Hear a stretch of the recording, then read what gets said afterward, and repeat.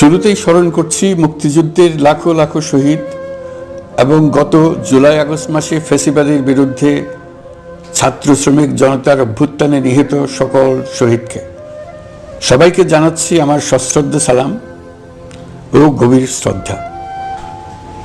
আরও স্মরণ করছি তাদের, ফ্যাসিবাদী শক্তির বিরুদ্ধে লড়াই করে যারা আহত হয়েছে, পঙ্গুত্ব বরণ করেছে, চোখের দৃষ্টি হারিয়েছে, যারা 9 দফা নিয়ে দাঁড়িয়েছে, যারা 1 দফা নিয়ে দাঁড়িয়েছে, যারা দেশকে এক হিংস্র স্বৈরাচারের হাত থেকে বাঁচিয়ে। ছাত্র শ্রমিক জনতার অভূতপূর্ব গণ অভ্যুত্থানের পর ফ্যাসিস্ট সরকার প্রধান পালিয়ে গেলে দেশ সরকার শূন্য হয় সাময়িকভাবে।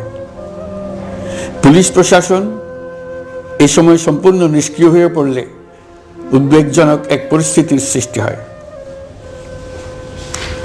স্বৈরশাসন